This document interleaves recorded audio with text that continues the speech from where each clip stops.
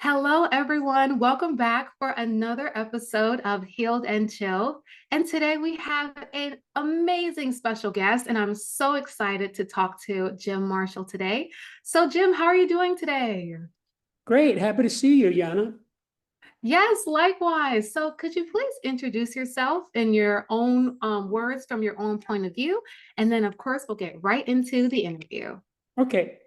Well, I am the discoverer of hitherto unknown natural phenomena, which greatly aid in the understanding of people, from which Mhm. I developed a revolutionary practical philosophic system called Septemics and published it in the book Septemics, Hierarchies of Human Phenomena. Mm. As for my background, I'm a polymathic intellectual whose areas of Mhm. expertise include psychology, philosophy, theology, parapsychology, science, engineering, mathematics, law, literature, history, metaphysics, military science, political science, physical culture, education, human potential, organization, and music. Wow. And I hold a Bachelor of Science cum laude from City University of New York. Wow. So, can you tell us, like, how did your philosophy and everything start? Because I noticed that doing the research, like there's a scale involved, and based on where you are on the scale, you can determine where you need to grow, and then also if like your environment or group needs to grow, or if it's even a good fit. So, can you walk us through how this all came to be and how you went from your vast experiences to actually discovering a philosophy and thought process? Okay, well, the story really begins when I was accepted into engineering school at the age of 16. Now, of Hmm. course, I thought at the time that I was going to be engineering physical things like airfoils and motors and Hmm. electrons and things like that. But by the time I had my bachelor's degree, it was clear to me that I wanted to engineer the human psyche Hmm. because it is the area of greatest unknown, of greatest mystery. And more importantly, it is the area in which we as a race are failing miserably. 95% of the problems in industrialized society are because people don't understand people. They don't understand the husband or the wife or the son or the boss or the mother. This is a huge problem. It goes in all directions. Because you see, today we're not dying from yellow fever and being eaten by lions anymore.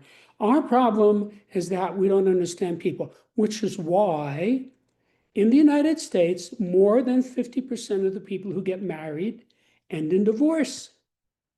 Clearly, they did not understand the person or they wouldn't have made that mistake. They either would have not married them or they would have lived happily ever after. And similarly, it's why all over the world, people routinely elect morons and criminals to run their governments. They don't understand them. And Septemics resolves that problem across 35 axes, meaning there are 35 different ways to use it. So, to make a long story short, I had a long career as a human development engineer, working one on one with hundreds of clients of every description, helping to attain higher levels of realization, uh, responsibility, ethics, intelligence, ability, whatever the person wanted. Now, all of my clients improved as a result of our work together, but incidentally, I started to notice that I could predict the outcome of the session. Oh, wow. Now, I never told that to anyone, but I made notes. And as the decades rolled by, it became obvious to me from what I saw and recorded that the client would be at a specific level on a specific scale that I had previously observed and recorded. And as a result of our interaction, he would go up to the next level on that scale. Now, that happened thousands and thousands of times over a 40-year period. And every time it did, it verified my hypothesis. Because you have to realize the clients knew absolutely nothing about how I was doing what I was doing, what my thought process was, or what techniques I was using. All they knew was they came to me with some sort of a problem or an unwanted condition, and I helped them resolve it. So the fact that this material presented itself again and again and again on clients who never met one another without my having any idea what I was looking for made it very powerful scientific information because there's no placebo effect and there's no power of suggestion. And then you have to realize after the session, I would go out into the real world to Walmart or to the bank or whatever, and I would see exactly the same phenomena in people who were present. They didn't know me. They didn't even know that I was looking at them or what I was looking at, but I could see the exact same phenomena. So that just made me realize that I was onto something here. So by 1995, I had collected, just by observation, about 32 scales that varied in length between 3 and 7. All of this was based on direct empirical observation. There is no theory of septemics. Wow. Go ahead, keep going. So around that same time, I was pondering a difficult client. And there was this one scale that I had, it was a 6-level scale that by then, after many decades, I knew was correct. And I was trying to assess this client on this scale to find out where she was on this scale. And I was having trouble. Then I realized, wait a minute, there's another level. This scale actually has a 7th level that I had just never observed before. And there are very specific reasons why I hadn't observed it before, and they're in the book. But when I saw this level, I knew immediately where to insert it into the scale. And it's when I inserted that 7th level into the 6th level scale, at that moment, the scale manifested mathematically. Now, let me tell you what I mean by that. I took 26 semesters of math and loved every minute of it. So I think in math. When it appears, I recognize it. So if I see a bird flying or a rabbit running, I'm seeing formulas. So that's not unusual for mathematicians or for engineers, because that's how we view things. Basically, the world of an engineer is that we take known facts and then we make calculations and then we create something that actually works, which is what I did with Septemics. So when I saw this, all of a sudden, this scale at that moment went from being a line, which is what a scale is, to a plane, meaning a whole body of data. So it went woof. And all of these interlocking, intersecting, interacting data jumped out at me that I hadn't even been looking for. And so this scale suddenly had depth and meaning. I said, whoa, whatever the hell this is, it has to be natural law because it's got mathematics embedded in it. Like, for example, the Fibonacci sequence. So I then thought, I wonder how many of these other scales that I have are actually 7-level scales that had not been developed all the way because I wasn't developing anything. I was just helping my clients and making notes.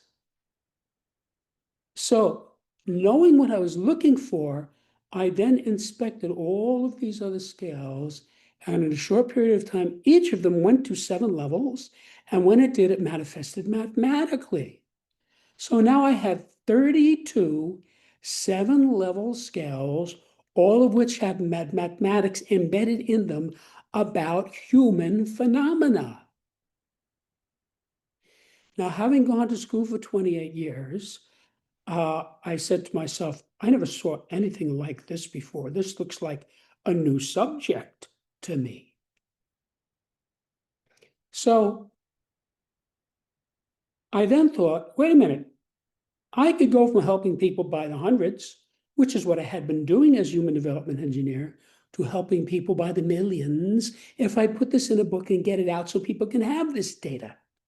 So I'm going to have to write a book.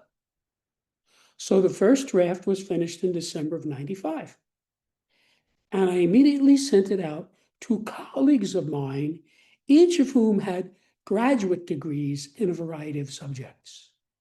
And they all loved it. They had differing responses, but very positive responses. And that told me that this was exactly what I thought it was, which is a new subject that people would get. Now, I have to tell you, since then, when I sent out the first draft, almost 30 years have passed. And thousands of people have gotten involved in this all over the world. I speak to people every day from every part of the world about this. Nobody has ever said anything like, I don't get this. This doesn't make any sense, or anything like that. At first blush, they get it. So the guy opens the book, right? He goes into some bookstore, he takes it off the shelf, doesn't know anything about it, opens it up, and he'll say something like, oh, yeah, this makes sense. Then when they actually study it, the reaction is something like, wow, because this completely changes your life. It completely changes the way you view humans and human phenomena, because I'm giving you data that did not exist before. The other thing you have to realize is that this is based on natural law. And because it's natural law, it's not counterintuitive. It makes sense. So let me give you an example of what I mean. Let's say you were to invite me to your house to see your garden. I've been into gardening since I was a boy. So you said, oh, come and see my garden. I don't even know if you have a garden, but if you do, you might say, come over and look at my garden. So I go to Yana's house and I go, and oh, she has hydrangeas, irises, begonias, tulips, marigolds, chrysanthemums, right? Now, the reason I can do it that way is I know a lot about flowers because I've been taking care of them since I was a little boy. So if you bring some 5-year-old girl into your yard, she will see and smell exactly what I saw and smelled. But all she can say is, these are pretty and they smell nice. That's all she knows. She doesn't know a begonia from a chrysanthemum. She doesn't know those words, right? Now, most adults are like that little girl regarding people. They don't know what they're looking at. See? Which is why so many relationships are train wrecks. People can't get along. You know, there's all the mystery that we have about people. So this completely resolves all that mystery. Of course, 35 axes. Now, let me tell you what I mean by 35 axes. Septemics is a philosophical science based on the fact that many human phenomena occur in a sequence of 7 levels. Literally, the word septemics means of or pertaining to 7. So, septemics comprises a collection of 35 scales, each of which is unique, and each of which has 7 levels, going from the highest possible human level to lowest possible human level. So in each scale, every case is addressed. In other words, nobody is left out. So what that means is every human is at some level on every scale. The question is not, is this guy on the scale? The question is, what level is he at? And I tell you in excruciating detail in the book what all these levels mean. And so that when you look at the person, you can spot the person pretty easily. And I'll give you an example. One of the things that happens with this a lot is guy opens the book, right? He's reading it. He's not thinking about his mother-in-law at all. He's just reading the book, right? So he gets down to, let's say, level 6 on the scale of control. He says, wait a minute, this is my mother-in-law. This is exactly how she behaves. Now, how could that happen? I don't know this guy's mother-in-law. I probably don't even know the reader. There's all kinds of people reading this book. I'm never going to know who they are. How could I get it so precise that the guy recognizes someone in it, right? Or guy looks at it and says, oh, this is my girlfriend, level 4. See, that's how easy this is to get, because every one of these skills. That in your Apple Music. I'm sorry, my computer is talking. I don't know why. No worries at all. Okay, so that's why this is really useful data. It's useful. It helps you to get a grip on what's going on. Now, I'll give you an example. Let's say some guy goes out to a bar to meet a lady, right? It happens every day, right? So he says, he sees an attractive woman, he starts talking to her, and he thinks to himself, oh, she's pretty and she smells nice, right? That's the same thing the little kid said about the flowers. You're right. Oh my gosh. Please continue. Okay. So now, so they exchange phone numbers. Now, this guy doesn't know what he's going to get. He might be getting a train wreck. He might be getting someone who's bipolar. He might be getting someone who murdered her last husband, right? So, to me, that does not happen. Now, when I was a young man, this data didn't exist because I hadn't discovered it yet. So I made the same stupid mistakes that everybody else makes. Now, for me, that cannot happen, does not happen, will not happen. And I'll give you an actual example of that.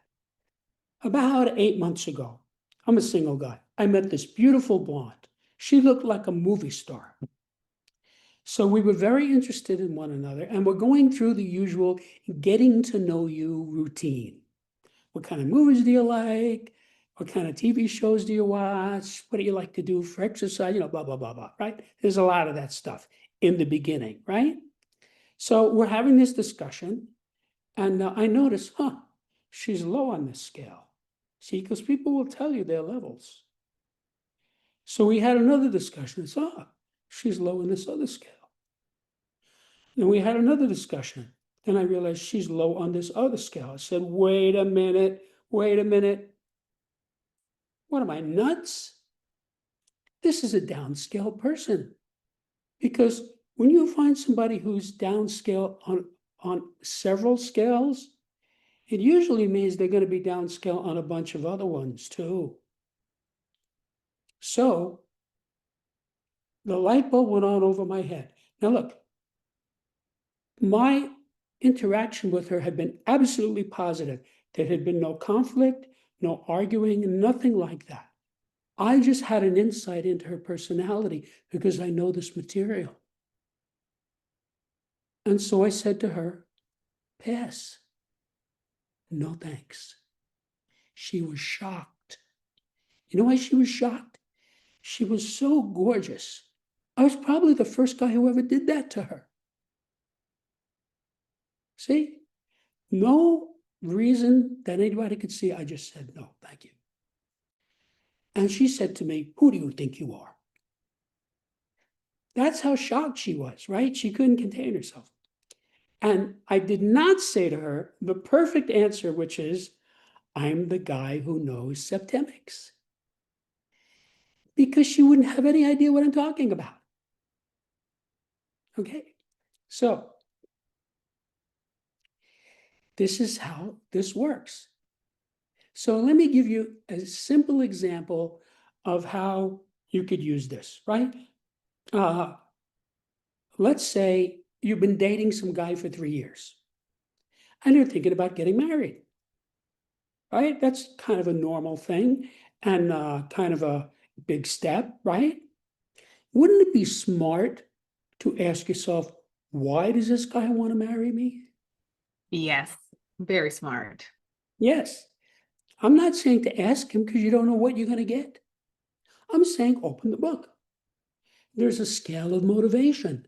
There are only 7 basic human motivations. Now, you might say, wait a minute, there are thousands of motivations. Well, all the others are just subsets of these. I got it down to the basic 7, and they're in a scale from the highest to the lowest. So, you know this guy because you've been hanging around with him for 3 years, right? So now you study the chapter, and after you do so, I can see. Level 1, he wants to marry me because he loves me. That's the highest motivation of all. But maybe that does not happen. Maybe what happens is you say, now that I thought about this for a while, I think this guy wants to marry me because I drive a Lamborghini, I fly my own Learjet, I have a 60-foot yacht, I live in a $15 million condo, and I have $10 million in the bank. That's a different reason. That's level 4 money. I'm not saying it's good or it's bad. It's what it is, right? Now, what you decide to do with that is up to you, right? So you might say, okay, this is not the first guy who wanted to marry me for my money, but this guy's handsome, he's smart, he's funny, he has a good job, he's very intellectual, so I'm going to marry him anyway. And you might live happily ever after, knowing that his motivation is money, even though you might still live happily ever after. But maybe that's not what happens. Maybe you're the type of person who says, I want somebody who loves me for myself, not my Lamborghini.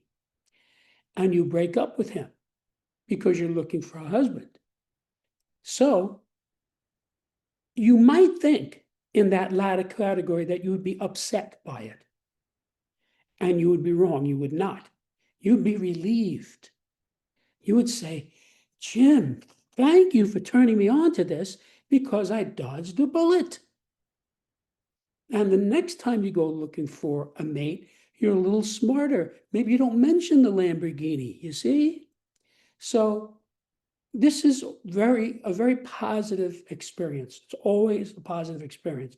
And I'll tell you why. Every time you spot someone on any scale, whether it's yourself or another, you have what you could call an insight or a realization. So you look at it and you say, that explains why he did this and this. And when I said this, he said that. See, that's an insight. That's a positive experience. That's why we meditate. That's why we study. That's why we go to coaches and things, right? Now I see. That's what you want, right? So, because it's always a positive experience, it's not like you're going to use this and you're going to have a bad result. That does not happen. So let me tell you now, in a general way, without going into specifics, because I did some kind of hypotheticals already, how this helps people. I wrote this book to help people.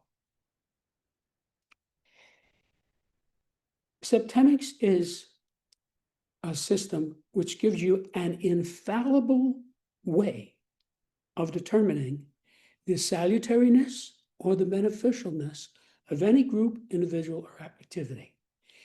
If the group, individual, or activity moves persons up the scale, it's beneficial or positive. If it moves them down, it's detrimental or negative. So I'm giving you a yardstick by which to measure human affairs. I'm actually giving you 35 yardsticks, because if you can't assess it on this one, you assess it on this one. So that's very helpful to people. Next, as I said, once you find the correct level, whether it's yourself or another, you have an insight or realization. So you're a little smarter. Now I see why I couldn't get along with Joe when I dated him 5 years ago. It's because he was at this level and I was at this level. And when that happens, you're not carrying it around with you anymore. You let it go because you understand it completely. So then, once you know the correct level, you can move that person, whether it's yourself or another, up one level. Now, this is significant. You cannot possibly skip a level. Cannot be done. Think of it this way. If you're on the first floor and you want to go to the fifth floor, one way or another, you're going to have to go through the second, the third, and the fourth, whether you take the elevator, the escalator, or the stairs.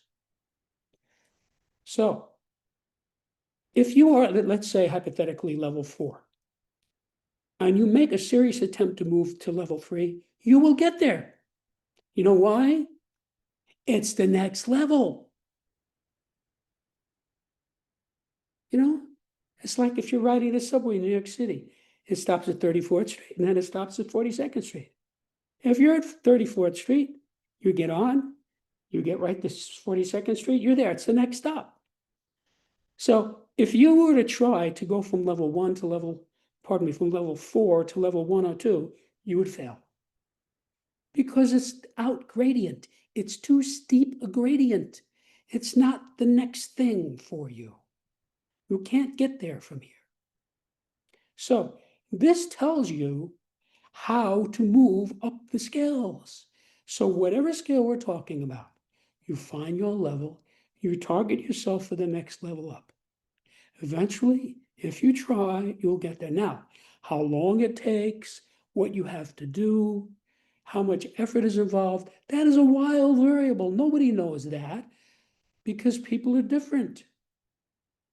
Some people can move up quickly on one scale and not move up quickly on another scale. Also, the scales are not the same. Some of these scales are hard to move on and some of them are not. So, what I'm giving you here is 35 roadmaps for success. So, we talked about this guy you were dating for 3 years, hypothetically, right? You could, if you want, spot your boyfriend or your mate or your husband on every scale. And if you did, you would then understand him better than he understands himself. Because you know where he is on all these scales. Now remember, this is natural law. Your level on these scales is like your blood pressure. You have a blood pressure. I know that because you're alive and you're talking to me, right? But I don't know what it is. So, do you ever notice you go to the doctor? It does not matter why. You could have a runny nose, a headache, your back hurts, you sprain your ankle, whatever it is. They take your blood pressure, right? You go in there, the nurse takes your blood pressure. You know why? They know you have it and they don't know what it is. So that's what Septemics is like. You're talking to somebody, you know that person is somewhere on all 35 scales. You just don't know which level it is. So let me tell you something. The way you figure out what level the person is at. First of all, you have to study the book. And I tell you in excruciating detail, this is how a person behaves if he's at this level. So you meet some guy, you see this guy's behaving exactly the way Jim described in level 3. He's at level 3. Also, people tell you their levels. It comes right out of their mouths. They tell you. This is not hard to get because it's natural law.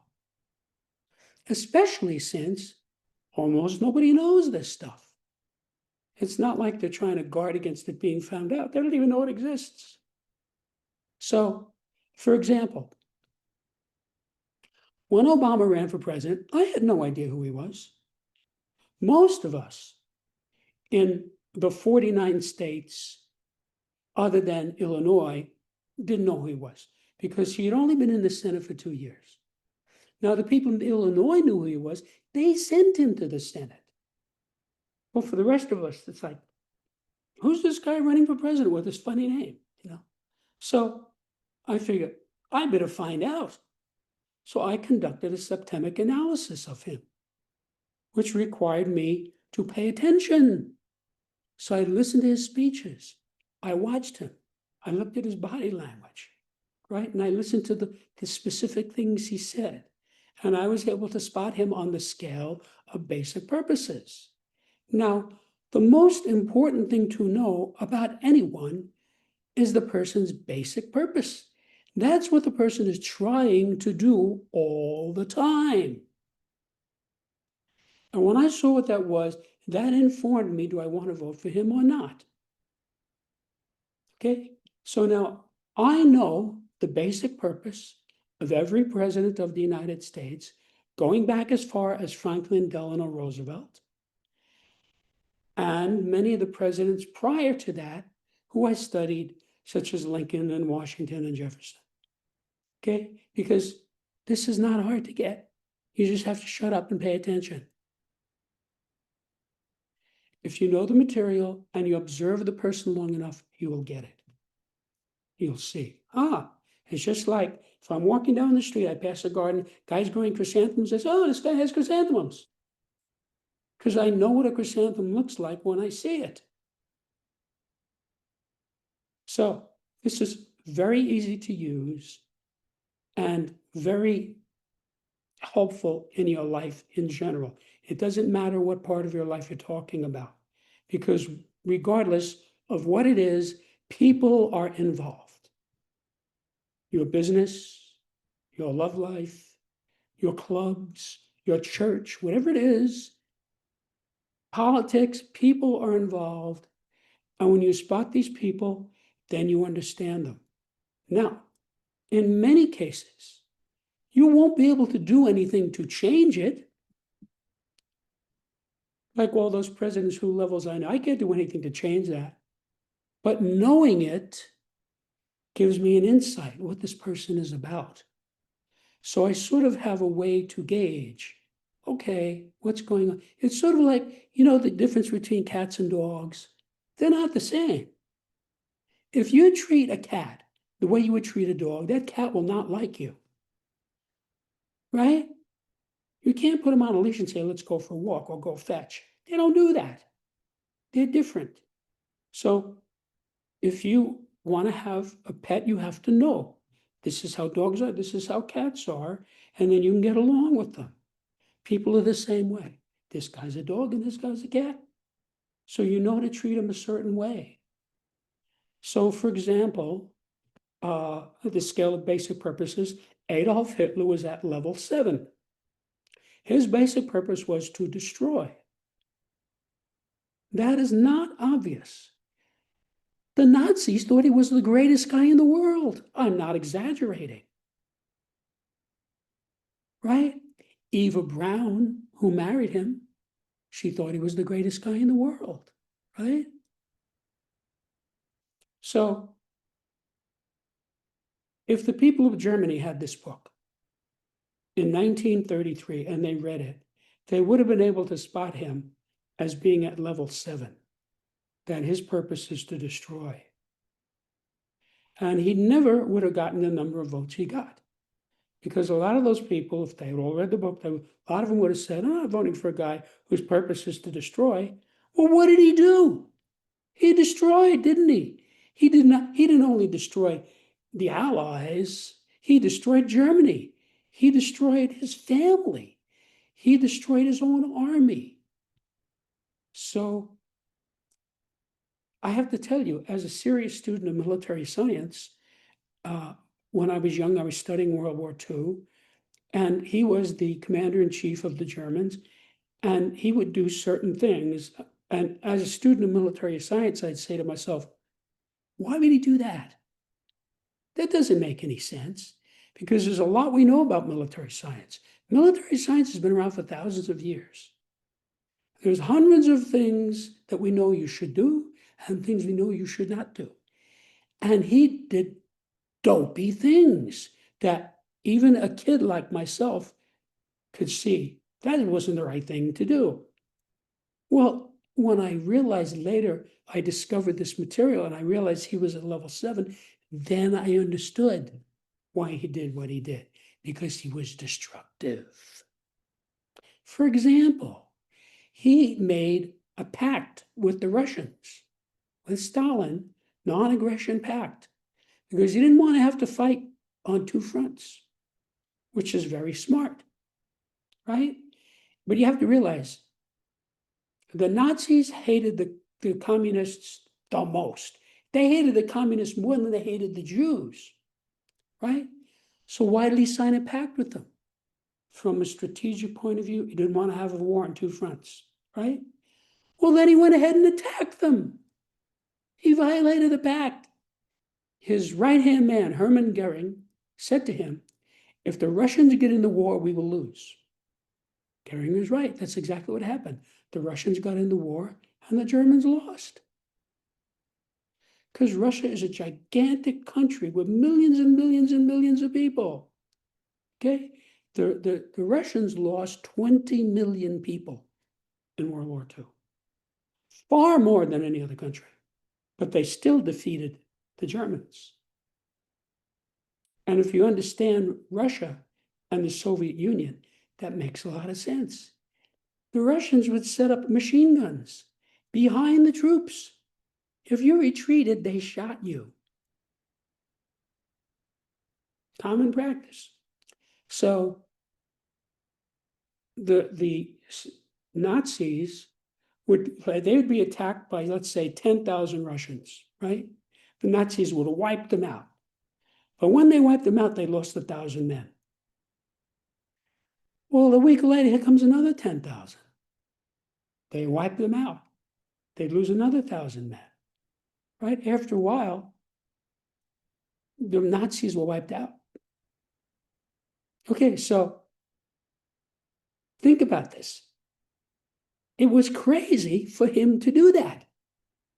Of course it was crazy. He's at level 7 on the scale of basic purposes. That's crazy. What kind of a person has the basic purpose to destroy? A crazy person, right? It's very specific. So then I understood him. And I was able to understand all those things that went on in World War II, why he did those things. So without knowing Septemics, it's inscrutable. And so are many other things. For example, Abraham Lincoln. Abraham Lincoln was at level 2 on the scale of basic purposes, what I call the leader. The purpose of the leader is to conquer. Now, you might say, well, conquer, that's not a nice thing. And I would say that depends on whose ox is being gored. You see, when the North defeated the South, that was a good conquest. That was the end of slavery, because Lincoln also forced through the 13th Amendment. Even though he couldn't vote on it, he got it through, which made slavery unconstitutional. Lincoln was the guy who was determined to conquer the Confederacy. Most of the people around him were not down for it. He had all these generals who would not fight, and he kept replacing them until he found an obscure general named Grant. Grant would fight, and Grant's friend Sherman would also fight. Those are the two generals who won the war for the North. So Lincoln had very little support from his cabinet, from his generals. You know, somebody once said to Lincoln, Grant was a notorious drinker. He said to Lincoln, Grant drinks. And Lincoln said, well, what does he drink?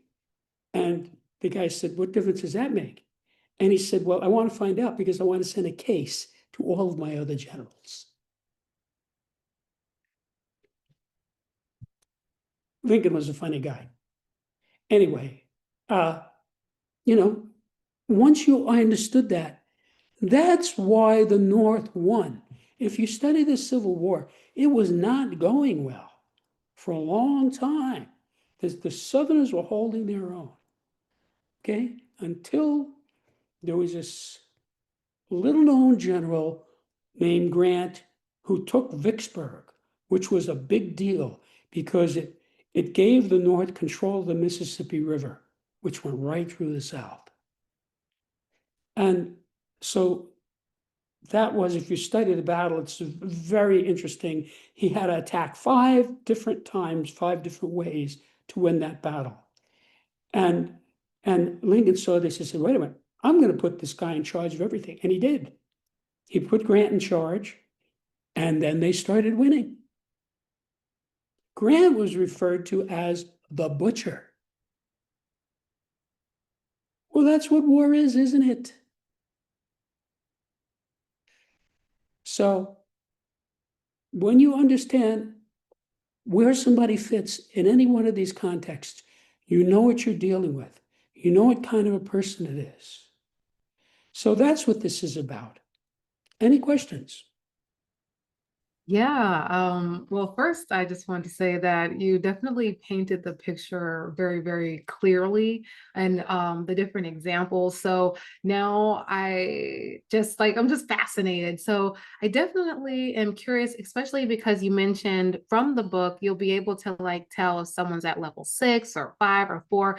So is the book structured in a way? Well, it sounds like it, but just so we can have a fuller understanding of like, how would you be able to know by reading, let's say, you mentioned control, like what level they are in control. And then also, if you can give us like a high level overview of like what are the concepts on the scale? Because as like a single person myself as well, I'm like sitting here like, oh my gosh, first of all, I didn't even hear you say sales, but you sold me. Okay. And I'm sure everybody listening is like, I definitely need this book because just outside of just like in romantic relationships or just like in personal relationships or at work or business and just like in different dynamics, sometimes as people we can hold on to things for longer than we should, or like, oh well, maybe it's this or maybe it's that. But I do notice just in my own life when I can take away or remove negative detractors, I do feel relieved, but sometimes I'm like, well, why didn't it work? Why wasn't that? Why, what happened here? So having a resource would be really, really helpful. So from your perspective and things like, can you break down how it's structured and then like just like I said, like a high level overview of what the different scales are? Okay. So you just asked me 5 or 6 different questions. So I don't know if I can remember them all, but I'll try to get to all of it. So first of all, every scale has 7 levels. 1 is the highest and 7 is the lowest. Okay, so uh, I can tell you this. Realize that some version of this book has been out for 30 years. So I've seen lots of people benefit from this. This book definitely undercuts depression and anxiety. And I'll tell you exactly how. And this is data from my career as human development engineer. A person never knows why he's upset. Never. He often thinks he knows, and he's always wrong if he thinks he knows. And I know this because I have gotten people to stop being upset like that by getting them to spot the real reason.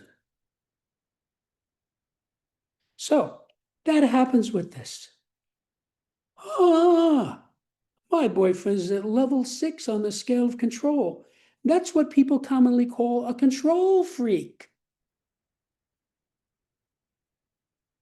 No wonder I can't stand this guy. He's at level 6 on this scale. See? So now you're just going to get rid of this guy. See? So now you're going to look for somebody who's not a control freak. See? But this is true for all 35 scales. Now I also have to explain every scale is unique. You cannot infer anything about scale A from scale B. And that is good news because that is why it spans the spectrum of human experience.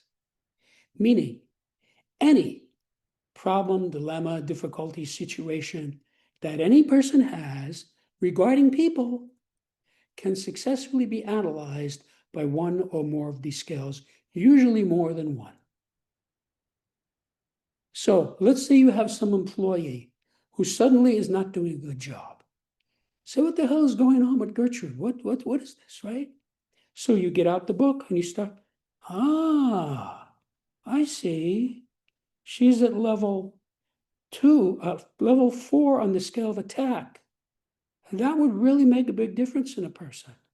You know, if you are not at least level two on the scale of attack, you cannot be in the police or the military.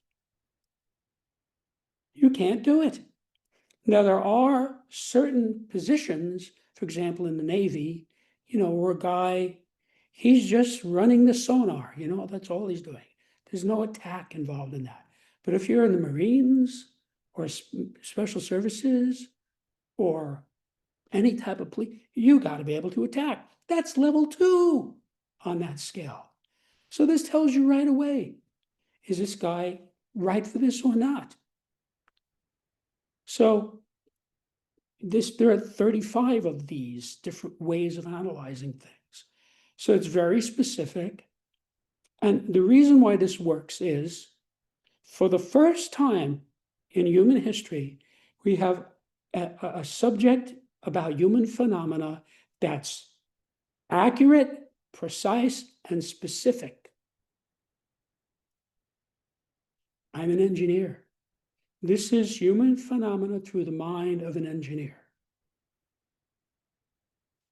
So these scales are as correct as Newton's three laws of motion. They're as correct as the Pythagorean theorem. And for the same reason, it's natural law. Now, let me explain something specific about that. Several people have said to me, what book is your book like? And I have to tell them in all candor, I don't think there's ever been a book like this before. But, Sounds like it. but every one of these scales is expressed in what you could call a table or a spreadsheet. So it's all on one page, right? You see the 7 on the left, but then you see all the data, all the parts that correspond mathematically. Well, that's just like the periodic table of elements. Can you recall the first time you saw the periodic table of elements? No, that was a long time ago, but I know what you mean. Okay, so you must have been like 12 or 13 or something, right? Probably so. Right, right. So you look at it. This happens to everybody. Look at it and say, oh, this makes sense. Hydrogen is 1, helium is 2, lithium is 3, and it just goes down horizontally and vertically. Everything fits in. Well, originally, when Mendeleev created it, we only had 79 elements. Now we have about 50 more. So what happens? We just keep fitting them in, fitting them in, fitting them. You know why? It's natural law. The model works. So all over the world, in the whole scientific community, everybody's using that same table. So what you have in Septemics is you have 35 periodic tables for the corresponding subjects. So let me tell you what those subjects are, and then you know exactly what material is addressed in the book. And that will help you a lot. Now, of the 35 scales, 24 of them are what I call individual scales, and 11 of them I call group scales. These are the individual scales: the scale of basic purposes, the scale of personal influence, the scale of choice, the scale of permeation, the scale of thought, the scale of identity, the scale of evaluation, the scale of motivation, the scale of control, the scale of stopping, the scale of scholarship, the scale of literacy, the scale of human ability, the scale of memory, the scale of spiritual identity, the scale of mental deletion, the scale of aberration, the scale of physical fitness, the scale of justification, the scale of belief, the scale of equanimity, the scale of attack, the scale of conflict, and the scale of reaction. And these are the group scales: the scale of relationships, the scale of life spheres, the scale of government, the scale of civilization, the scale of survival, the scale of management, the scale of exchange, the scale of communication, the scale of allegiance, the scale of sexuality, and the scale of politics. Any one of these scales by itself could dramatically improve your life. And I'll give you a simple example of that. Let's take the scale of motivation. One of the most important things to know is the person's motivation. Why is this person doing this, right? Some guy comes over and talks to you, you're saying, why is this guy talking to me? What does he want? Money? Does he want a date? You don't know, right? You're looking for motivation. That's how the police solve crimes. They look for a motive, right? You find some guy, he's got no motive to kill this person. He gains nothing. But there's an insurance policy, and the wife is a beneficiary for $500,000. See, there's a motive. Now, she might not have done it, but that's how they go about it. So you could ask yourself, if you wish, what's my boyfriend's motivation toward me? What's my father's motivation toward me? What's my cousin's motivation toward me? What's my boss's motivation toward me? Et cetera, et cetera. And you could do this for everybody you have ever known in your whole life. Maybe 2, 3, 4, 500 people. And then you could reverse the vector and say, what's my motivation toward Joe? What's my motivation toward Alice? What's my motivation toward my pastor, et cetera, et cetera. And do it again, another 200 or 300 or 400. Now, by the time you finish this exercise, depending on how many people you know, you will have had something like 500 insights. Because every time you find the level, you have an insight. Oh, that's why my pastor did that. That's his motivation. See? So, your mind would be greatly clarified. The whole subject of motivation in your life would be resolved. So, that is of benefit to you because every time you find a level, whether it's their motivation toward you or your motivation toward them, every time you have an insight. Ah, that's why I couldn't get along with Fred when we went out 20 years ago, you see? So, that's one scale. There are 35 scales. So you see, there's a lot of data here. There are 35 scales, each of which has 7 levels, which means there are 245 different levels. Each of those levels had to be ascertained, verified, tested, and expressed in a way that would make sense to the average person. Now, I know I succeeded in having it make sense to people because people have been telling me that for 30 years. This makes sense. So I was very careful to write this in a way that would make sense to the average reader of English. So if you can read English reasonably well, like well enough to graduate high school, and you want to improve yourself or others, this book is for you.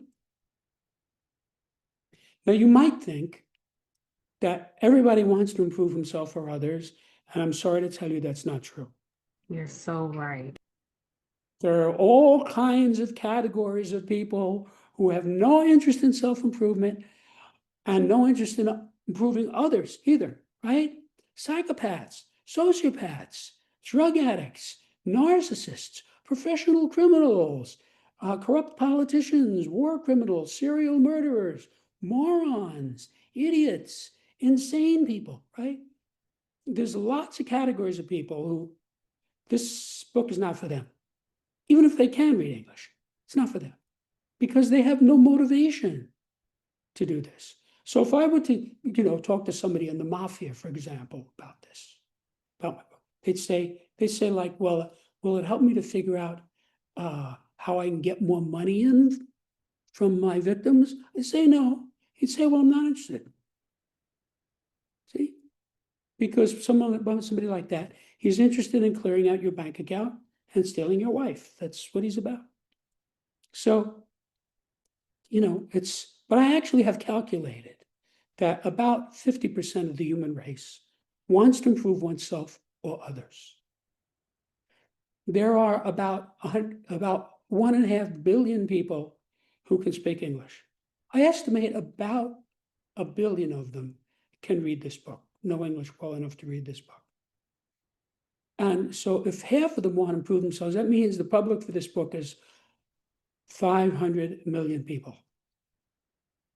Now, in the nonfiction publishing world, if you sell 10,000 copies, that's considered a big hit.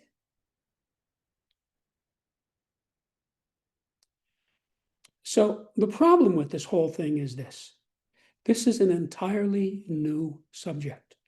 I know that because I tried for years and years to fit this into some other context. I thought I found something here. What is this? Some part of psychology? It's part of sociology? Where does this fit? I'm telling you, it does not fit into any of those pre-existing niches. It's like trying to get an elephant into a Volkswagen. It can't be done. It would be more true to say that these other subjects fit into this.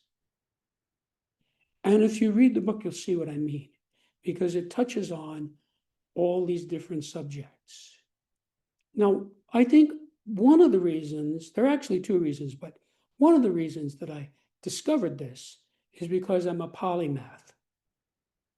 So when I saw this, I could see it for what it was.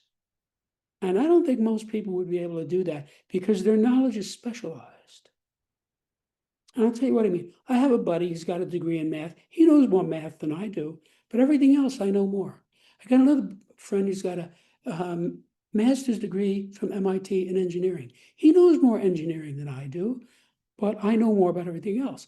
I got another buddy, he's got a doctorate in biochemistry. He knows more about biochemistry than I do, but I know more about everything else. So that's what polymathy is. So when I was studying these subjects in my youth, I was studying specific, like I was studying chemistry. And another day I was studying physics, another day I was studying math, and even in the math, this semester we have algebra, this semester we have geometry, it was specific. But over the decades, eventually, all of this data has coalesced in my mind into one big blob. So in my mind, they're not separate. So I see all of the manifestations in all of these other things when I look at it.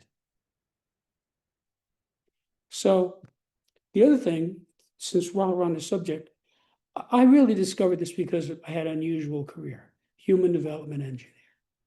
So I used engineering tactics, engineering disciplines, engineering approach, engineering devices, engineering strategies to bring people to enlightenment. And it worked beautifully. And so this was somebody who, I should tell you, in my youth, when they tested me, aptitude tests, what should this person be when he grows up? 3 of the top 4 things were different types of engineering. Well, duh. I was already in engineering school by the time I got this data. So that's who I am, Now, I don't know how many engineers you know, but people who know engineers will tell you engineers have a certain type of personality. I went to a school, there were 2,000 engineering students. And other than superficial things like hair color or the way we dress, we were all very the same. Very much the same, same type, very practical people.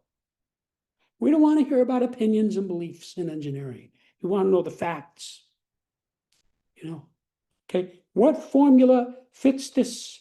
Okay, it's this formula. Okay, now we can calculate it. There it is. So that's what engineering is about. And I'll tell you, in the engineering world, you are not allowed to say, oops. You know how some people do something and it doesn't go right and say, oops? Yeah, why not? Tell you why. You can't have the airplane fall out of the air, right? Good That point. airplane was built by engineers. A crew of engineers, go to Boeing, the 747, there's like 100 guys working on that plane. This guy works on the wing. This guy works on the fuselage. This guy works on the engine. It's a team of people for a big thing like that, right? Or a cell phone. How many people do you think worked on the iPhone?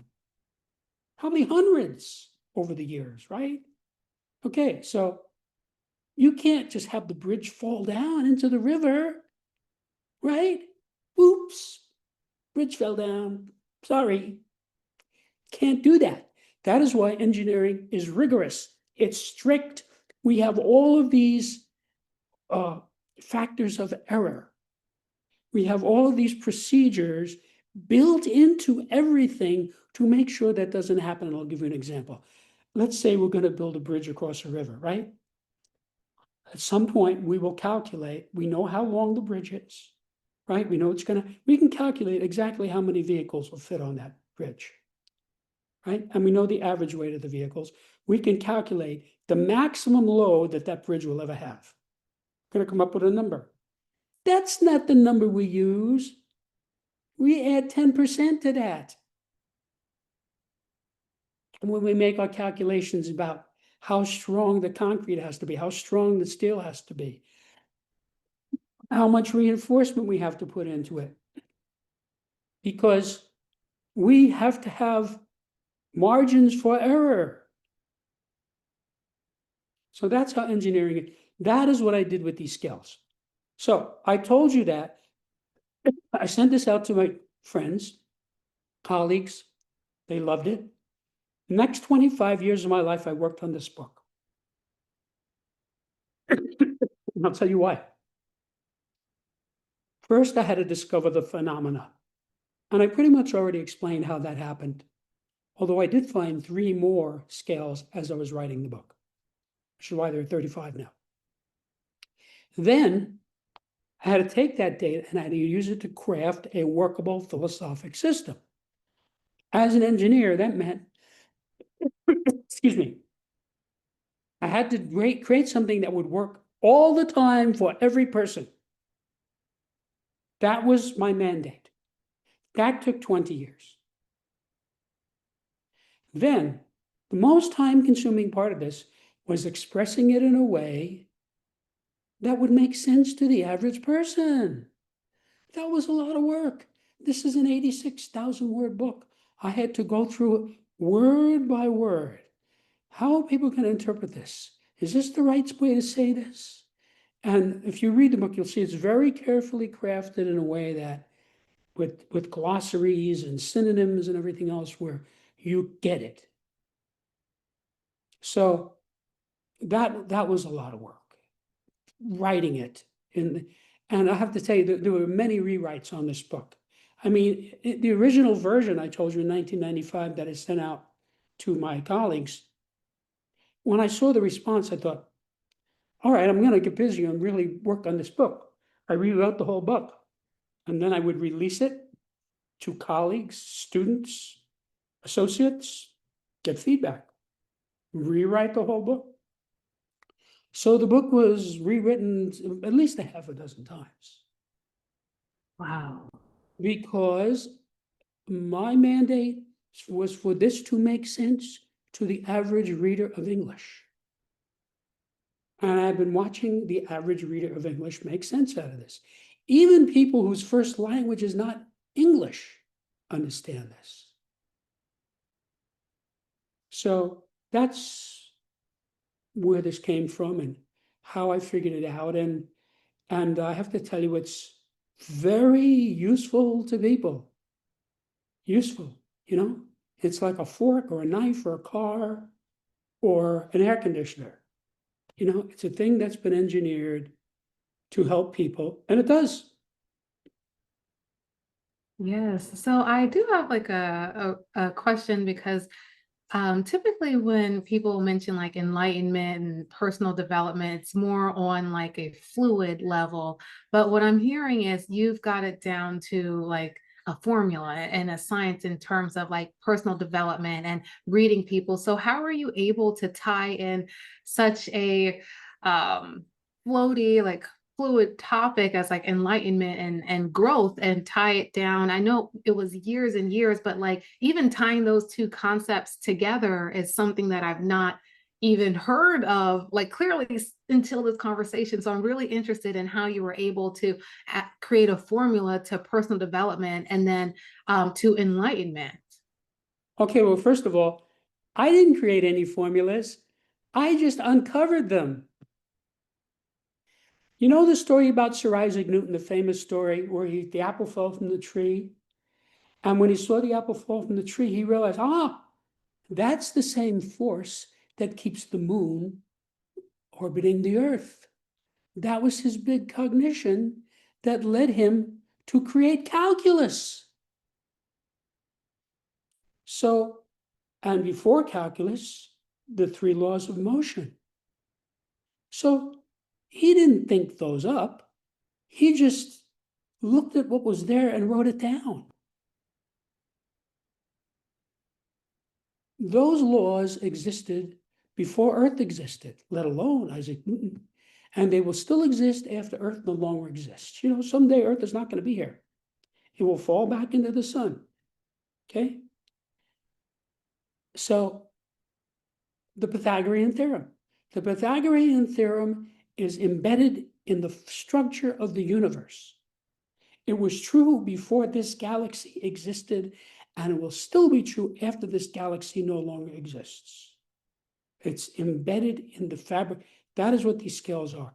I just uncovered them because of my education and this work, and I just wrote down what I saw. So I didn't create these things, they just existed. Now, I have to tell you, this is a whole new way of thinking about people.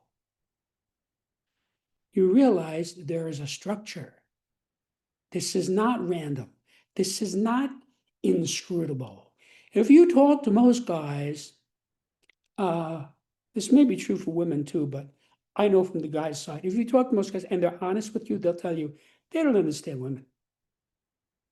You know, like you talk to a guy and say, Fair. I love my wife, but I don't understand her at all. That's real common, you know. I don't know how much of that goes on the other side, how many women say, I don't understand men. Maybe some of that is true, but the point is, uh, if you analyze your girlfriend or your wife against these 35 scales, you will understand her better than she understands herself. Because we know she's on these 35 scales. And if you can find them, then you know exactly what it's about. And this is good for positive or negative. And let me tell you what I mean by that. Sometimes I bump into people who I can see are at or near the bottom of some scale. You know, this happens online, it happens in three dimensions too. And I just say, no thanks, have a nice day, we're done. See?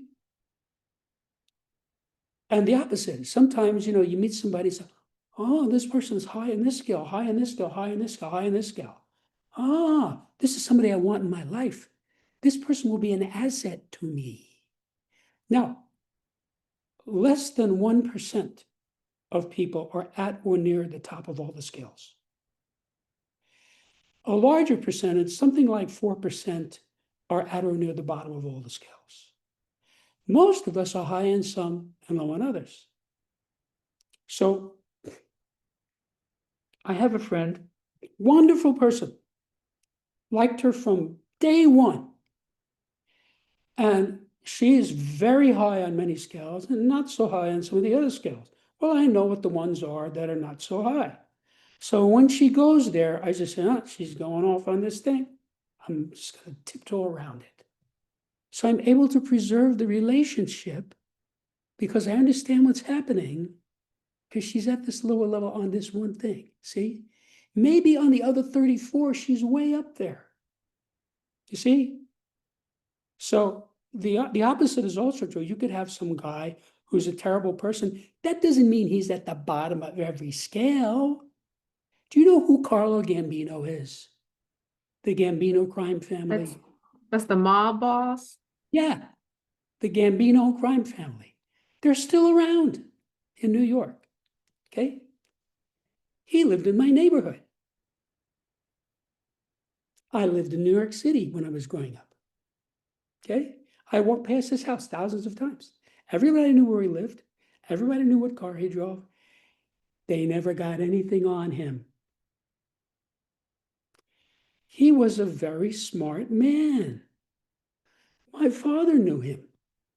He was a very friendly, congenial, perceptive person. He was not at the bottom of the scale of basic purposes like Adolf Hitler. He was at level 4. And if you know him, which I know a lot about him, he lived in a regular house. He had a regular car. He sent his son to the same college I went to. He went to the church that I played baseball for. He was a regular guy. You see him walking around the neighborhood, unlike his successor, John Gotti, who was a dumb thug. We know he was a dumb thug. You know how we know? The FBI had been making tapes of him for years and years, covert tapes, because of RICO. You know the RICO law?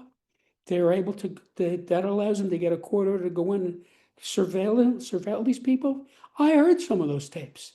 This was not somebody I wanted to know. Okay? He was a dumb thug. Okay, so he died in prison. You know why he died in prison? He was a dumb thug. He wasn't as smart as Carlo. No, I'm not condoning what Carlo did. The point is that he was low on many scales, but he was not low on all of them. You see? And so in Carlo's day, they had strict rules. No drugs. If you had anything to do with drugs, they'd kill you. You never touch somebody's wife. If you go near the wife, or even act like you're going to go near the wife of one of our people, they kill you. Okay? You do not skim, you do not take a dime of the money you report. If we want to give you money, we'll give you money. If they think you're skimming, they kill you, right? And sometimes you see these mafia movies, Crazy Guys, like what was that movie with Goodfellas? Frank Pesci played an actual guy who was playing, who was like a crazy guy, They killed him. They don't want crazy people around. Did you ever watch that movie? I Goodfellas? did, but it was like a long time ago, so I wouldn't Okay, be so, able to so there, reference, there's but this I will watch it after this. okay, so there's a scene there where Michael Imperioli, who's a young guy, is playing the bartender, and all the mafia guys are playing cards. They say, "Can bring me a beer." So at some point, Frank Pesci shoots this kid in the foot. Okay, so now the guy's got a hole in his foot, and he's limping around. So at some later date, the character makes fun of the fact that the guy's limping. And so he sort of complained about it. He was, well, yeah, you shot me in the foot. No wonder I'm limping around. It was a little disrespectful. So he takes out his gun, murders the guy, empties his gun into the guy, kills him on the spot. Okay. So that's a scene in the movie. That guy, later on, he was invited to some place and there were guys there and they killed him. They don't want that going on. That's a crazy person. So in the days of Carlo Gambino, they had strict rules. So it was a very different thing, very different in those days. And I can tell you, I lived in New York. My father was heavily connected to law enforcement in New York. He knew the attorney general of the state. He knew all the captains and lieutenants and sergeants of all the police. Okay, they were his friends. And so he knew what was going on, and it was not that big a secret anyway. The whole police force was bribed by Gambino. Everybody, from all the cops on the street up to the sergeants, the lieutenants, the captains, everybody, the whole police force in those days. Because this is before they got into drugs. And most of the things that how did they get rich? Liquor, prohibition. That's how they became rich, right? Well, most people were against it, especially in a place like New York, right? So it was the mafia who was providing them with their liquor. They were happy, right? Another thing they went to was prostitution. Well, that's the oldest profession in the world, right? Guys are not going to complain about, some of the wives might complain, but the guys are not going to complain about that, right? So, right? That's no reason to get rid of them, right? Gambling. Lots of people like to gamble. Poor people and rich people both, right? So this is how they made their money. So when drugs came in, now that's another thing. People do not want their kids mixed up in drugs. And that's how the mafia was broken up by Rudy Giuliani when he was the US attorney in New York. Okay? Because the laws against stealing heroin and things like are very strict, federal. Okay? This is not some plea deal like you get in state courts, you know. So when they'd get some guy, they had the goods on him because they were observing them, had witnesses. Guy's going to go away for 25 years. That's probably the rest of his life, right? So they'd get him to flip. That is exactly how they got John Gotti. His right-hand man, Sammy the Bull Gravano, was dealing heroin. The feds caught him. They said, look, either you're going to tell us everything you know and go into witness protection, or you're never going to see the light of day. You'll be in federal jail until you die. So he flipped. See, in Carlo Gambino's day, that never happened. Never. They'd get some guy in some little thing like, you know, selling whiskey or prostitute. Guy'd get 5 years on a state rap, be out in 3, you know. And they had a big party for him when he got out. Did you know that? And they'd be there with a big envelope with $25,000 for his time in jail. That's how they did it. And they'd put him right to work. Yeah, we're going to give you this loan shark book over here that you can run, you know. It was like part of the deal. Okay, that's why they were successful. But after Gambino, because he died in 1977, I think, after that, then he put his cousin in charge, who was just like him, same type of guy, wore a suit and a tie, drove a nice car, you know, never said any bad words, you know. Well, the people in the street didn't like him, so they killed him and they put John Gotti in. That's the biggest mistake they ever made because Gotti Gotti asked for trouble. And he beat the rap a few times and eventually they got him because they turned his right-hand man against him. See? So having somebody like Carlo Gambino in charge wasn't such a bad deal, was it? He wasn't a destructive person. You know, he was born into a mafia family. His father was in the mob. And as he was growing up, you know, Italians, they're very close with their family, you know. And so his dad said, look, I'm going to give you this whole thing. It's all yours. You just keep running it. He said, okay. He wasn't a dumb thug like most of them. So he was upscale enough to deal with it. You know, like his sons didn't get into the mafia. He didn't want that for them. He sent them to college. See, that's a smart thing. So this goes to the subject of, you know, people are high on some skills and low on other skills, you know, and you don't want to jump to conclusions about this. You have to study the person. Now, some people are harder to spot than others, but if you have enough data, you'll get it. And I'll give you an example. It was not clear to me where George Washington was on the scale of basic purposes. Obviously, he's the father of our country. He's somebody I admire greatly. I studied him. But I had to really read different books and watch different productions and things before I figured out that he was at level 3. And then I really understood him better. I understood what he was about, who he was as a person, you know. So now, as opposed to like Thomas Jefferson, he was also at level 3, but he was a very different kind of a person, wasn't he? Because he was at different levels on the other scales. For example, Washington was not high on the scale of literacy. He had a 6th grade education.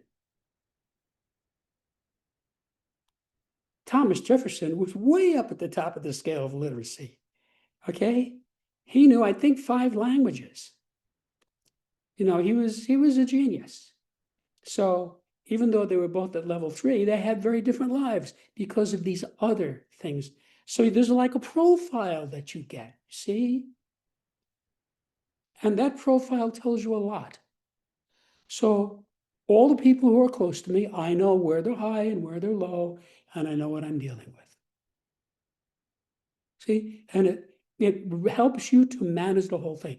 The subtitle of this book is Analysis, Prediction, and Management of Human Affairs. So when you find a person's level, which is the basic activity, you're analyzing it, aren't you? That's a type of analysis.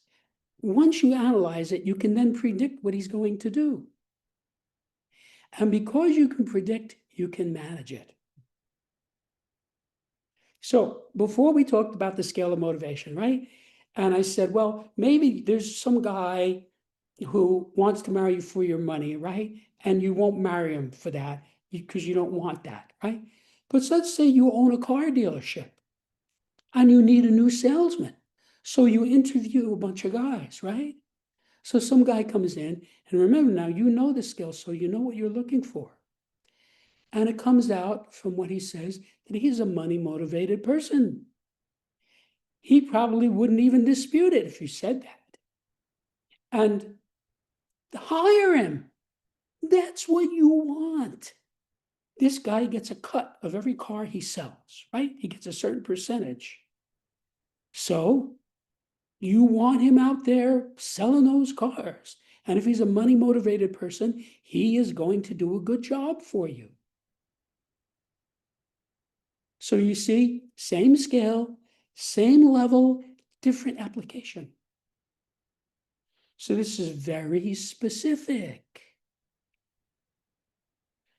So the specificity is why it breaks up depression and anxiety. I'll tell you something about anxiety. Anxiety is another way of saying worry. A person has anxiety when he's been worrying about something. You know that you will never worry about something if you have enough knowledge about it. Let's say a guy's going to be audited by the IRS. That's loaded with unknowns. What are they going to ask me? Are they going to accept my receipts? Do they know about that bank account? What questions, this guy's got like 100 questions. It's all unknowns. So boy, is he worried. He's getting an ulcer. He can't sleep, right? Anxiety. Okay. You could have another guy who doesn't have any unknowns. He's been through this before.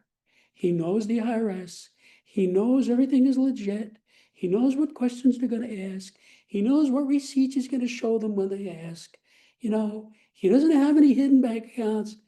There's no unknowns. He just goes down. Here are my books. Here are my receipts. They say, thank you very much. And he goes home. That's the end of it.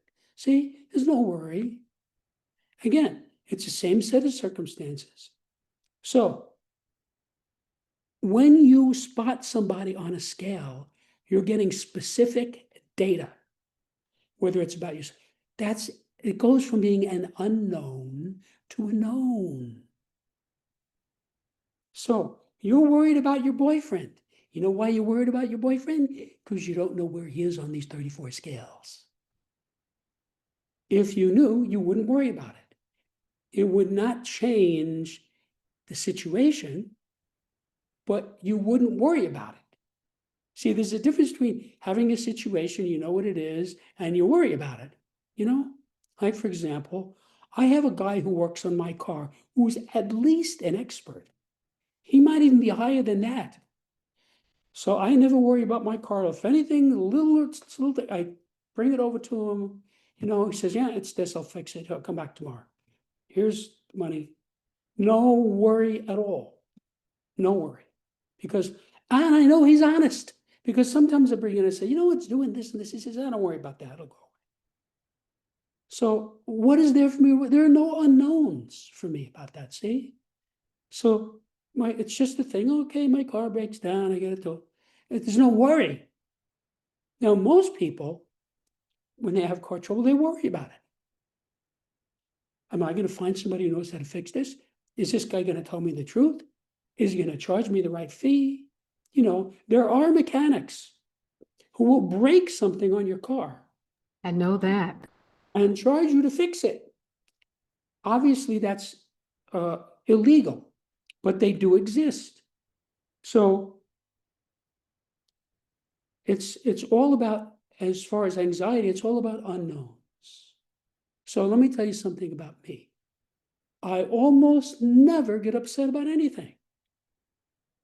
I can't remember how long it's been since I was upset about anything because I know this material. So upset accumulates into depression. Right? If you have enough upsetness, after a while you get depressed. So I'm not even in the ballpark with depression. Can't happen. Same thing with anxiety. I have no anxiety because I know the specifics. Okay. So if I'm dealing with some girlfriend, I know where she is on this scale. I know what she's going to do. I can predict it. It's not an issue. I'm not going to worry about it. I'm not going to get upset when she does X, Y, and Z. Well, that's what she does. She's at that level. It's like if you get a mosquito in your house, it's going to bite you, right? And you're going to be itching for a week, right? It's predictable, right? So I'm not worried about mosquitoes. If I get a mosquito in my house, I swat it. That's the end of it. It's like there's no unknowns about that, right? Maybe he'll bite me and maybe he won't, but I'm not worrying about it. I don't worry about security in my house at all. I have very good security. And because I have very good security, I'm not the least bit worried about it. See, if you live in a bad neighborhood, you say, yeah, maybe some guy will come up my fire escape. Maybe some guy will, force his way. See, that happens in certain. I don't live in that kind of. It's very safe, quiet. I don't even have to lock the door. So I don't worry about security. When I go out, I lock the doors and that's it. See, and so this is really beneficial to you psychologically because it gets rid of the unknowns, which cause anxiety, and it gets rid of the upsets, which cause depression. So my life is very stable, very, very even. Obviously, some things happen, that I don't like. Oh, somebody scratched my car in the parking lot. Okay, but I don't get upset about it. Just, okay, I'll get a new car or paint it or whatever. So this is really helpful to people. It's helpful in managing anything where people are involved. And I would challenge you to come up with things where no people are involved. Let's say you make your living with a hot dog stand, right? You have a hot dog stand on Manhattan on the corner of 6th Avenue and 57th Street, right? You can make a living that way, right? That guy has no employees, right? But he still has to deal with people. Every person who comes to him, he has to deal with. All of his suppliers are people he has to deal with them. The government makes rules. You got to have this permit, right? He's got to deal with all of this. And I'll tell you a secret, because I know this material. Sometimes, you have to go to like the DMV or whatever they call it in your state, or if you're going to make an addition to your house, you go down to the housing authority, and you have to deal with some government agency, right? So I'll go down and with my papers, all filled out, right? And I'll just look at the guy, and I can see this guy's not going to approve this. I can just see it because I could see where he is. This is somebody who is at some low level and some scale to a point where it's obvious. It says, no, you can't do this in black, you have to do it in blue. Okay. I just come back on another day where there's another person, or I go to another window, right? I hand in the same papers. They say, thank you very much, then stamp it. That's just from reading people. Well, that's what Septemics is, reading people. But reading people is not based on intuition. It's not based on an abstraction. It's not based on a gut feeling. It's based on something observable. So I see people and I say, well, I'm not surprised that guy did that because he's at this level and that's how other people act.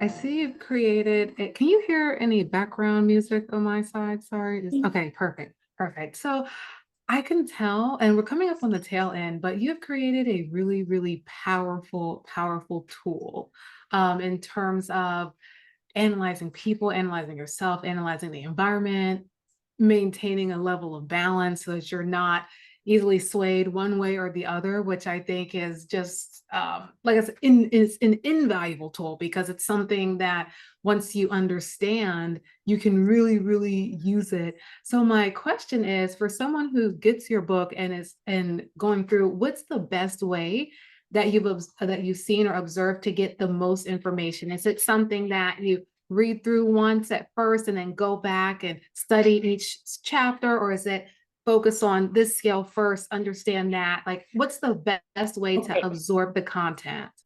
So it's a 3-step thing. The first thing you should do is go to my website, septemics.com, where you can see what many readers have said about it, what many journalists have written about it, what the reviews are.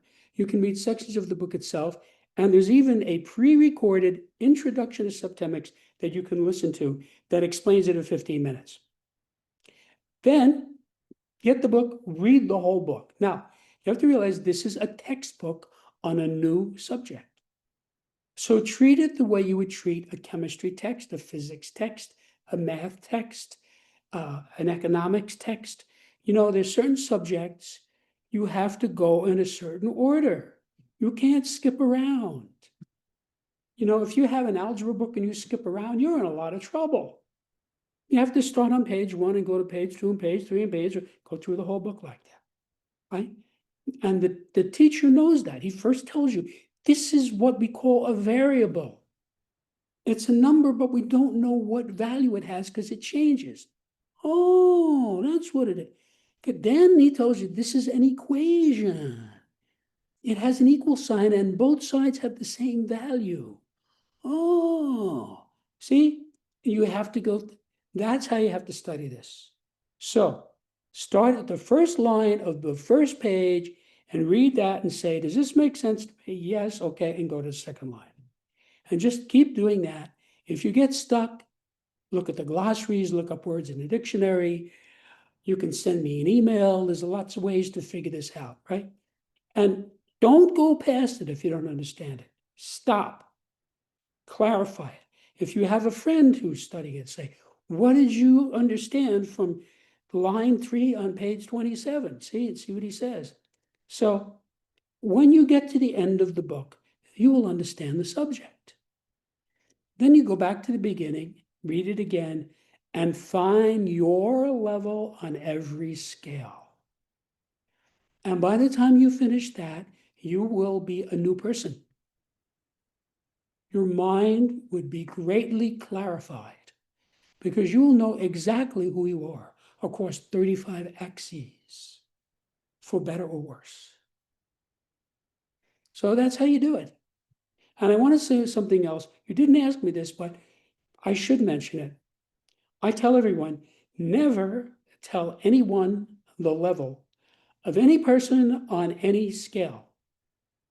To do so is unethical and counterproductive. And I'll tell you why.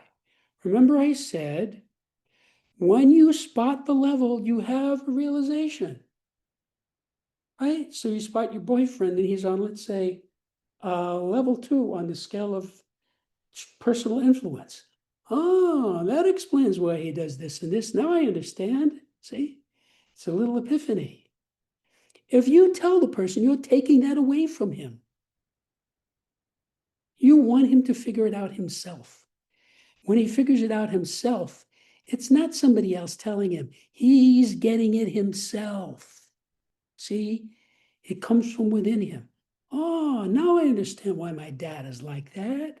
See, it's a positive experience. The other thing is, most people do not like to be evaluated. In case That's you, true. in case you haven't noticed, you know. So the wife goes to the husband and says, "You know what's wrong with you? You're not ambitious enough. You need to get a second job and make more." That's not helping him. That's just irritating him and getting him to think about getting a divorce. Just give him the damn book and say, "Fred, I know you're having some trouble. Take a look at this. Read this book. It will help you." "Really? Yeah. Yeah, help me read it." "Okay." And he'll figure it out. Because if he can read English reasonably well and he has some motivation to improve himself, he'll get it. He'll get to some scale and say, "Oh, I see what's wrong with me. I'm at a low level on the scale of identity. Yeah, I have to move up to that next level." See? So never tell anybody. That's not what this is about. It's not about evaluating. It's not about judgment. I even if people ask me outright, it happens all the time, "Where am I in this level?" I don't tell them. That's not my job. I did the heavy lifting by creating this data and giving it to the world. It's up to you to figure it out. But I'll tell you the truth, it's not hard to do. It's not hard at all because it's written in a way where, I have a lot of experience as a tutor and a teacher. And so over the decades, I've learned a lot about how to convey something to people. And all of that went into my writing of the book. In other words, I would look at it from the viewpoint of the reader. How is the reader going to interpret this?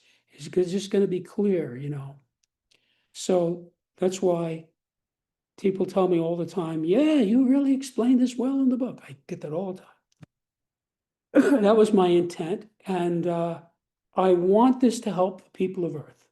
That's why I wrote it. I already know this stuff. I don't need this book. I wrote it for other people.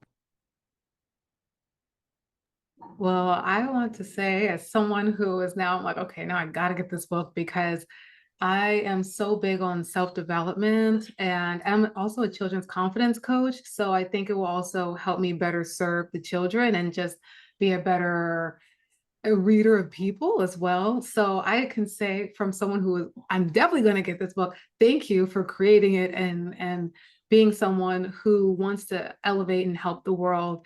And I'm wondering how, like you said your website, and I'm going to put your website in the description and things as well. But just like if someone wanted to talk to you, ask you more questions, or get more knowledge because you're such a wealth of information, how would they do that? And then also, where could they find your book?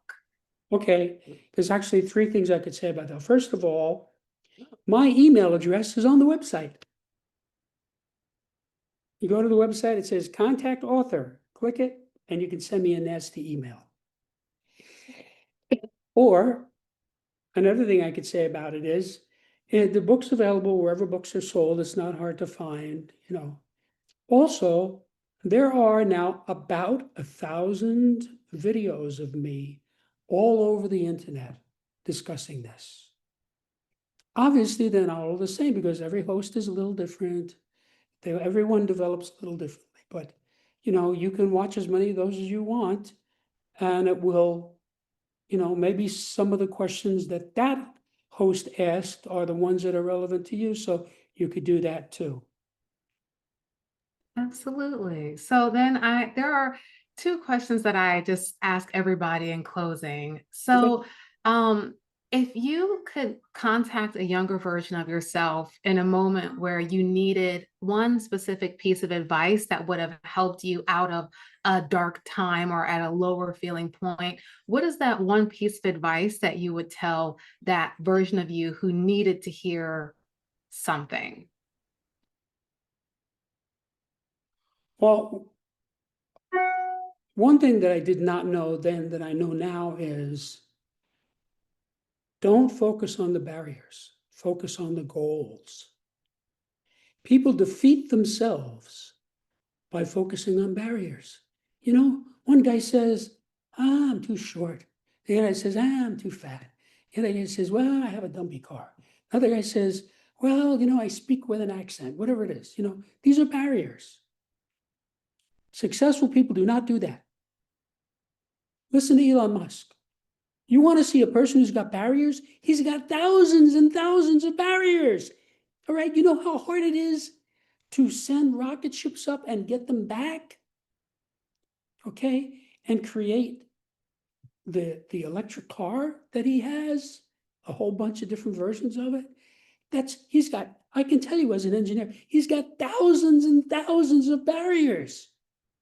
But listen to him talk. What does he say? He said, we're going to go to Mars. That's his goal. He wants us to go to Mars. That's what he focuses on. He never focuses on the barriers. Never. I've listened to him 100 times. Okay. That's how successful. And it's not just him, it's lots of people like that. Because I go out of my way to listen to people like that. They focus on the goals. Like Abe Lincoln, he was going to defeat the Confederacy. He got apathy, he got disagreement, he got lack of cooperation. He did not focus on that. He just went forward. He had his goal. The goal was to defeat these people. Okay, same thing with Winston Churchill. If Winston Churchill had not become the Prime Minister of England, England would have surrendered. And the reason I know that is that's what the Germans wanted. The Germans did not want to fight the English. Hitler had the highest regard for the English and their empire. He didn't want to break up the English empire. He thought it was a good thing.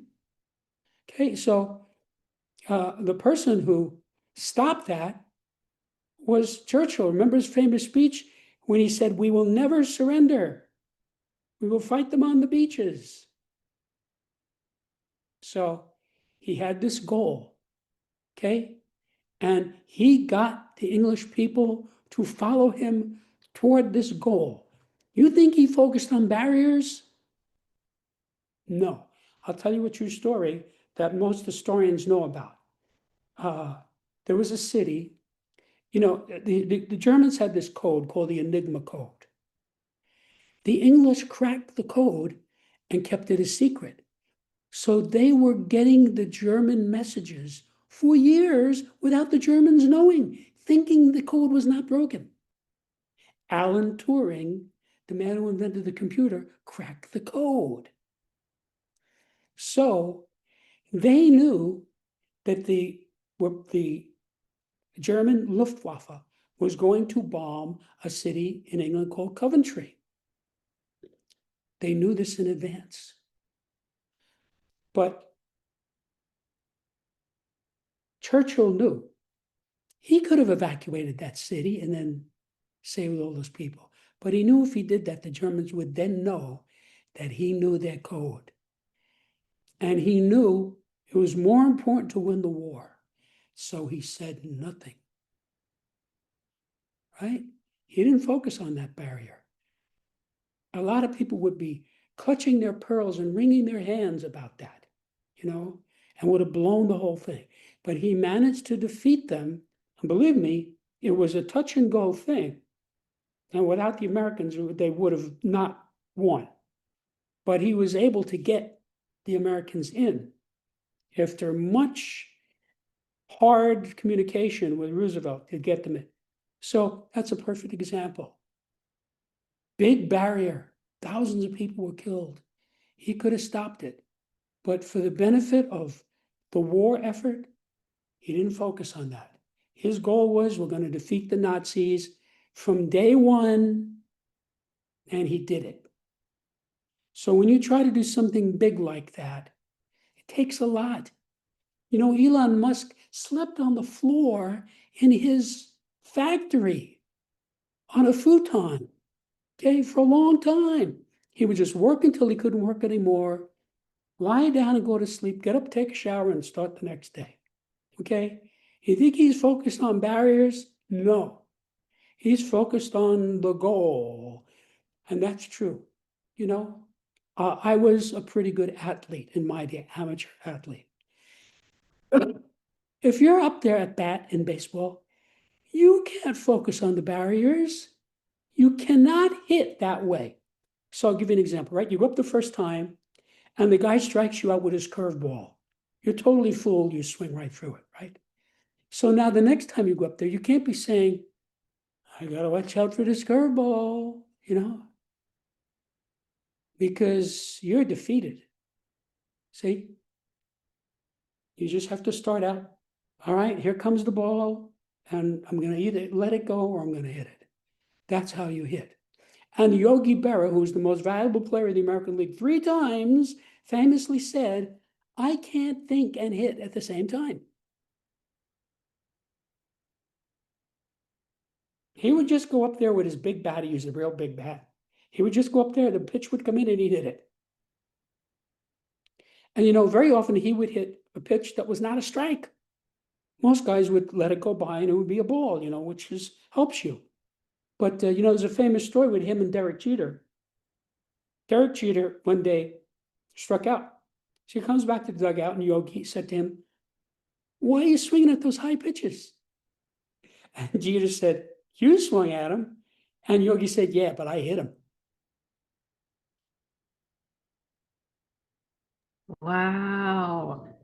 And I love that you said that because when you're focused on the goal, it seems and it is achievable because like no matter what, like Thomas Edison, I believe, didn't he like create the light bulb like 10,000 times before he That's right. actually The go ahead. filament, the tungsten filament. Mm-hmm.